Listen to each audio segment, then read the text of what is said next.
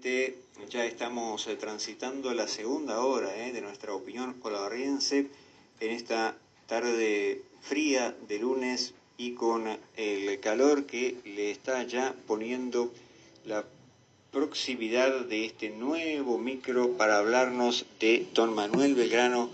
Está ya en contacto, ya la comunicación está presente con el profesor Germán López, presidente de la Asociación Cultural Belgraniana, que nos viene ilustrando cada semana desde marzo para acá sobre la figura de nuestro prócer. Así que, profe, muchas gracias por esta proposición que nos estás haciendo vivir cada semana. Bienvenido una vez más. Muchas gracias, Mario. Un placer estar nuevamente en tu programa y con toda tu audiencia. Bueno, vos habías empezado a desarrollar, permitime que refleje en dos líneas para la gente que por ahí no nos escuchó la semana pasada, las ideas que había, ¿no?, en el Río de la Plata y concretamente por estos pagos nuestros acerca de cómo poder llegar adelante, ¿no?, un nuevo gobierno. Había varias ideas, varias propuestas, se pensaba en alguna monarquía, se pensaba en otra, y qué nos quedaba por ir reflejando, porque vos estabas hablando también ya de empezar a conversar acerca de los candidatos que había. Justamente estamos en una época de elecciones y bueno, se pensaba también en candidatos por aquellos momentos, ¿no? Claro, también. Bueno, habíamos hablado el lunes pasado sobre la inclinación que tenían los dirigentes del proceso revolucionario por una monarquía o por la opción monárquica de gobierno, mejor dicho, ¿no? Claro que era una monarquía constitucional, la llamada monarquía temperada, pero en este caso con un inca a la cabeza, ¿no?, como rey. No era que las ideas republicanas no estuviesen valoradas, por el contrario, sino que los dirigentes más importantes de la revolución consideraban que, de acuerdo con las características de nuestras sociedades, de acuerdo a la inserción internacional de la época, lo más conveniente eran las monarquías, porque consideraban que las repúblicas tenían efectos disgregadores o anarquizantes, se decía en aquella época. Claro.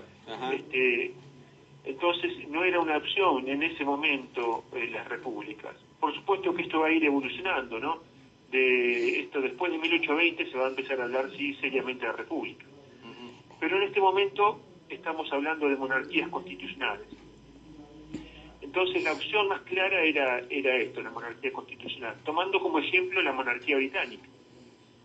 De hecho, tal seriedad tenía este proyecto que Belgrano había redactado una constitución que establecía en su artículo primero, y lo voy a leer casi textual, dice: la nueva monarquía de la América del Sur tendrá por denominación el Reino Unido del Río de la Plata, Perú y Chile.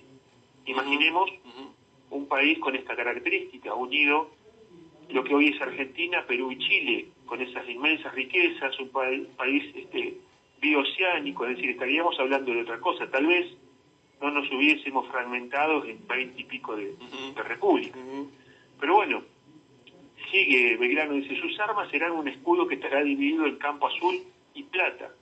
En el azul, que ocupará la parte superior, se colocará la imagen del sol, y en el plata, dos brazos con sus manos que sostendrán las tres flores de los distintivos de mi real familia. Se refería a esta misión diplomática que habían llevado en 1815, que también habíamos hablado, que de tener éxito iba a venir acá un príncipe europeo, ¿no?, de la familia de los Borbones. A eso se refiere con las tres flores del distintivo real de mi familia. Llevará la corona real y se apoyará sobre un tigre y una vicuña. Su pabellón será blanco y azul celeste. Es decir, ya estaba pensado la constitución para esa monarquía, independientemente de quién fuese el rey. Claro, está bien. Esto lo se encuentra citado en el libro La evolución republicana durante la Revolución Argentina de Adolfo Saldías. Ahí se puede encontrar información sobre esto de forma detallada. Claro que va a haber opositores, ¿no? Uno de ellos era Tomás de Anchorena, diputado por Buenos Aires, que en una carta a Juan Manuel de Rosas en 1846 le describe los acontecimientos que habían ocurrido a partir de 1810 en adelante, donde él fue un claro protagonista, y habla de este modo. Dice: al ser interpelado Belgrano sobre esta forma de gobierno, Anchorena dice que, y cito la carta: Dice, contestó que a su juicio particular debíamos proclamar la monarquía de un vástago del Inca, que sabía existía aún en el Cusco. Al oír esto, los diputados de Buenos Aires y algunos otros más nos quedamos como atónitos con lo ridículo y extravagante de la idea. Pero viendo que el general insistía en ella, sin embargo, de varias observaciones que le hicieron de pronto, aunque con mucha medida, porque vimos brillar el contento de los diputados cuicos, y también en otros representantes de las provincias. Tuvimos por entonces que callar y disimular el sumo desprecio con que mirábamos tal pensamiento, quedando al mismo tiempo admirados de que hubiese salido de boca del general Manuel Belgrano. El resultado de esto, continúa, fue que al instante se entusiasmó toda la cuicada y una multitud considerable de provincianos congresales y no congresales, pero con tal calor que los diputados de Buenos Aires tuvimos que manifestarnos, tocados de igual entusiasmo, por evitar una dislocación general en toda la República. Y bien persuadidos que, conducido el negocio con sagacidad y prudencia, al fin quedaría en nada. Nos adelantamos a proponer que, en atención a hacer un acto tan serio, que seguramente iba a decidir la suerte del país, era necesario tratarlo con toda circunspección, discutiendo públicamente en sesiones extraordinarias que se fijaron a la noche para que todo el mundo pudiese asistir. Así se acordó y practicó, y fue este medio, y por este medio logramos nuestro objeto, dice Anchorena, que pasado aquel primer calor, por medio de la discusión, de la prensa y de las correspondencias particulares, se hiciese sentir lo despreciable que era tal pensamiento. Bueno, esa era la contra que tenía Belgrano, y fue atacado por la prensa y ridiculizado por la prensa también, ¿no? Por tener esta postura. Y continúa Chorena, dice más, este no fue rechazado y ridiculizado en el público porque hubiésemos proclamado o porque nos hubiésemos ocupado de discutir si debíamos proclamar un gobierno monárquico o constitucional, sino porque poníamos la mira en un monarca de la casta del chocolate, y acá le sale todo el racismo a Chorena, dice, cuya persona, si existía, probablemente tendría que sacarla borracha y cubierta de atrajos de alguna chichería para colocarla en el elevado trono de un monarca, que deberíamos tenerle preparado. Y dice, recomiendo yo privadamente al general Belgrano por una ocurrencia tan exótica, con que nos había expuesto al peligro de un trastorno general en toda la República, me contestó que él lo había hecho con ánimo de que, corriendo la voz y penetrando en el Perú, se entusiasmasen los indios y se esforzasen en hostilizar al enemigo, con lo que, distraído tendría el general Belgrano tiempo de engrosar su ejército para atacarlo llegada la oportunidad. Es decir, había una visión ahí de lo que era, después vamos a hablar de la guerra de Republiquetas, lo que significó, está inserto en esto, y también el aspecto geopolítico, ¿no? Que tenía, en el cual pensaba Belgrano con la monarquía. Bueno, la pregunta entonces era quiénes eran los posibles candidatos, ¿no es cierto? Claro, sí, sí, sí. Y lo que podemos observar son los prejuicios racistas de los diputados de Buenos Aires, ¿no? Porque finalmente los candidatos no había que sacarlo de ninguna chichería, sino que eran personas muy preparadas. Voy a citar unos párrafos de una tesis muy interesante sobre este tema que se llamó El monarquismo en el Río de la Plata 1815-1819, y su autor es Horacio Roberto Stiu, que tiene una cita muy interesante porque él dice, y cito, al respecto, Narciso Vinayán Carmona, en un artículo publicado en La Nación del 15 de junio de 1958, titulado Sobre el plan de coronación del Inca en 1816, critica la campaña en contra de esa dinastía realizó el mestizo paseño Pasos Canqui. Pasos Canqui había sido redactor del periódico El Censor y La Crónica Argentina, dos periódicos que lo atacaron a Belgrano y lo ridiculizaron mucho con esta idea de la monarquía. Y dice Vinayán Carmona, tal vez por el odio de su sangre colla contra sus antiguos conquistadores quicos, o más probablemente por el egoísmo del mestizo, para luego afirmar, se equivocaba Anchorena y se había equivocado antes, los otros detractores persistiendo en esta actitud racista no muy democrática en un estado como el ex virreinato, que contaba con un 50% de indios puros. En primer lugar, se equivocaba porque podía encontrarse fácilmente descendientes de los incas ya blancos y con una posición importantísima e influyente. Y segundo, porque vivían varones indios de la dinastía incaica en muy buena situación social y económica. Y describe quiénes eran estos. Entre los primeros, los que estaban dentro de ya un avanzado proceso de mestizaje, digamos, lo que le llaman estos blancos, se puede recordar, por citar solo algunos, dice, a Artigas y a Valentín Gómez, séptimo y octavo nieto respectivamente de doña Beatriz Tupac Yupanqui, mujer de Pedro Álvarez Holguín, a los hermanos Carrera, octavo nieto de doña Bárbola Coya Inca, mujer de García Díaz de Castro, a José Matías Zapiola y a doña Bonifacia de Lezica, cuñada de Anchorena, octavos nietos de doña Inés Guaira Yusta, mujer de Francisco de Ampuero. También subsistía una dilatada sucesión residente precisamente en Tucumán, de la misma princesa antepasada de los Carreras.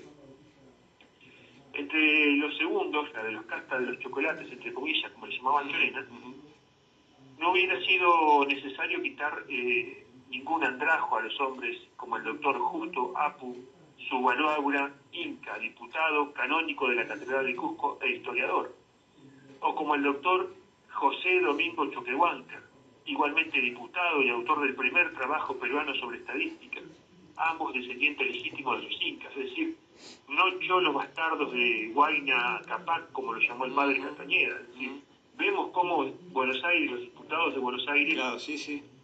el sesgo que tenían. Hubo otros candidatos, tales como Juan Andrés Jiménez de León, Manco Cápac, noble de ascendencia inca, que había viajado a España en 1805 para lograr el reconocimiento de su linaje. En 1811 fue incorporado al ejército de Castelli como teniente vicario general del ejército del norte. Dionisio Inca Yupanqui, nacido en Cusco y educado en España, coronel de un regimiento de dragones en España y diputado en la corte de Cádiz.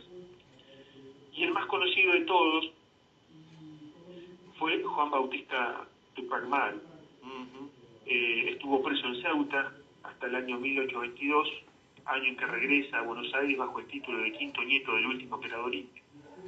Y Juan Bautista es interesante porque en 1826 escribe sus memorias, titulada El dilatado cautiverio, bajo gobierno español de Juan Bautista Tupac Amaru, quinto nieto del último emperador del Perú. Así se llama sus memorias, ¿no? Juan Bautista era medio hermano de José Gabriel Tupac Amaru, líder indígena que se levantara en el Cusco, allá por 1780, contra el gobierno español, esa tan mentada revolución de 1780. Y la sublevación fue derrotada, y José Gabriel preso, torturado y descuartizado. Ahí vamos a ver esas láminas donde es tirado por 4 caballos, si la vemos en todos los libros de historia, en mayo de 1781, junto a varios miembros de su familia. Se extiende entonces una violenta represión que alcanza a la mayoría de sus parientes y amigos. Y poco después va a caer preso Juan Bautista. Y Juan Bautista es preso y parte junto a sus familiares y amigos que no habían sido ejecutados a un destierro indefinido, ¿no? En cuyo viaje mueren 18 de las 29 personas. Y llega a España. Al llegar a España, la familia Tupac Amaru se encuentra ya muy reducida. Y muy pronto ninguno de ellos quedaría vivo, excepto Juan Bautista, que va a ser confinado en Ceuta en 1788. Y en septiembre de 1822, tras 40 años de presidio, con 84 años de edad, Juan Bautista Tupac Amaru desembarca en Buenos Aires. Y allí es recibido y alojado, y tiene que hallar los medios para sobrevivir. Entonces, eleva al gobierno de Buenos Aires una solicitud de ayuda. Y el gobierno, por medio del ministro Bernardino Rivadavia, lo escucha y le concede una ayuda de 30 pesos mensuales, a condición de que el Inca escribiese de su puño y letra la historia de sus padecimientos y sus memorias. ¿Y qué va a decir en estas memorias? Bueno, las memorias constituyen un texto con una épica patriótica en la que se busca más la confirmación de las creencias fundadoras de una república o de la de la tradición indigenista peruana que el conocimiento histórico propiamente dicho, ¿no? Pero desde el punto de los hechos, las memorias relatan la detención, el proceso al que fue sometido Juan Bautista a partir de la derrota del movimiento encabezado por su medio hermano, José Gabriel, insistiendo también en los lazos de parentesco entre ambos, así como el presidio que hubo de sufrir en Ceuta y su posterior regreso a Buenos Aires. Poco puede decir sobre las costumbres de su pueblo, ¿no? Debido al gran proceso de aculturación, hemos visto este gran proceso de mestizaje en relación con los españoles. Solo puede demostrar un conocimiento somero de las tradiciones de su pueblo a quien quiere representar y cuyas raíces reivindica. En cambio, las memorias van a desmentir lo que quieren probar la destrucción sistemática de la familia más característica de la nación inca. Y finalmente, Mario, lo que queríamos mostrar es que los candidatos eran personas preparadas intelectualmente, que no había que sacarlo de ninguna chichería, sino que en algunos casos eran altos funcionarios o pertenecientes a familias nobles. Exacto. Y también queda en evidencia los perjuicios raciales que lamentablemente siguen vigentes, sin comprender la interculturalidad, ¿no? Nosotros como criollos, ya lo hemos hablado, esto también, estamos constituidos por tres cosmovisiones. Nos guste o no, lo quieramos reconocer o no, pero nuestra identidad está constituida por la cosmovisión indígena, la cosmovisión española y la cosmovisión afro. Y esto me parece que Belgrano lo tenía muy claro y por eso hace esta propuesta de un rey inca como concepto integrador en todos los sentidos, ¿cierto? Sí. Perfecto, profe, realmente muy ilustrado el micro de hoy, este detalle también saliente, ¿no?, de ciertos pensamientos que persisten y me quedé con esa descripción que hacía Anchorena, ¿no?, muy detallada, pero muy a favor también de una posición definida, ¿no? Seguiremos entonces la semana que viene seguramente ahondando en estas cuestiones. Estamos por el 1816 más o menos, ¿no? Estamos antes de 1816. La semana que viene vamos a ver los alcances geopolíticos de este proyecto, que es muy interesante también. Claro. Perfecto, iríamos por la tercera parte de la monarquía, el lunes que viene la tercera parte de la monarquía incásica. Perfecto. Profe, bueno, lo mejor para vos, estamos en contacto. Muchísimas gracias por estar. Igualmente, y un saludo a toda tu audiencia. Gracias, querido, gracias.